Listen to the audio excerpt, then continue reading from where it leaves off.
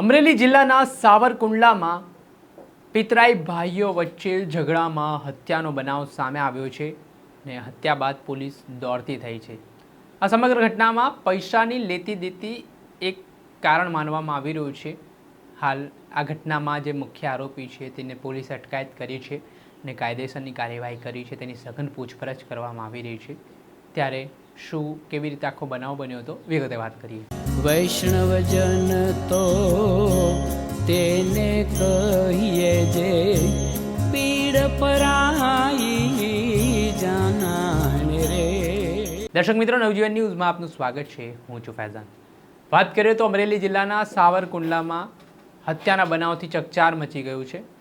ઘટના એવી હતી, થોડા દિવસ પહેલાં હર્ષદ પરમાર નામનો યુવક છે તે જગદીશ પરમાર નામનો જે આરોપી છે, બંને આમ ફોઈ મામાના દીકરા હોવાની વિગત સામે આવે છે, પારિવારિક સંબંધો ધરાવે છે। ને બીજી વાત એવી પણ છે કે જે આરોપી છે જગદીશ પરમાર, તેની બહેનના લગ્ન છે તે મૃતક હર્ષદ પરમાર સાથે થયા હતા।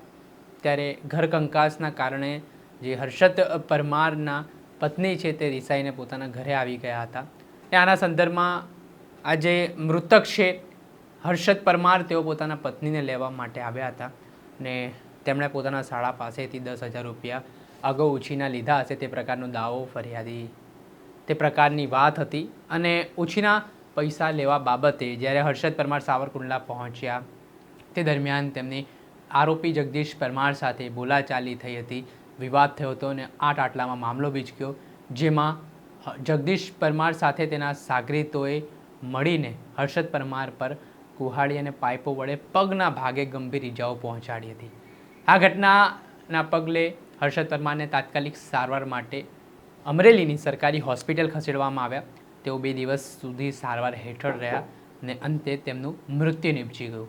આ ઘટનામાં જે પગના ભાગે જે ઈજા પહોંચી હતી તે બાબતે સાવરકુંડલા પોલીસ સ્ટેશનમાં પોલીસે મારામારી સહિતની અલગ અલગ કલમો હેઠળ ગુનો નોંધ્યો હતો।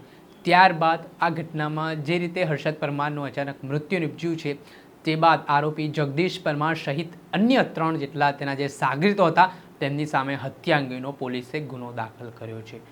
ને આ પૈસાની લેતી દેતીએ જે ઉગ્ર સ્વરૂપ ધારણ કર્યું ને વાત હત્યા સુધી પહોંચી ગઈ, તેના કારણે ઘેરા પ્રત્યાઘાત પડ્યા છે। પીડિત પરિવારનું હૈયાફાટ રુદન જોવા મળી રહ્યું છે। આ મામલે પોલીસે હવે સઘન તપાસ હાથ ધરી છે, આરોપીની કડક પૂછપરછ કરવામાં આવી રહી છે ને આખો મામલો છે જે હત્યામાં પરિણમ્યો છે, તેના કારણે પીડિત પરિવારનો માળો વિખેરાયો છે। દર્શક મિત્રો, આવી જ ક્રાઇમથી જોડાયેલી સ્ટોરી આપના સુધી પહોંચાડતા રહીશું, એટલે નવજીવન ન્યૂઝને લાઇક કરી લો, સબસ્ક્રાઇબ કરી લો અને વધુમાં વધુ શેર કરો।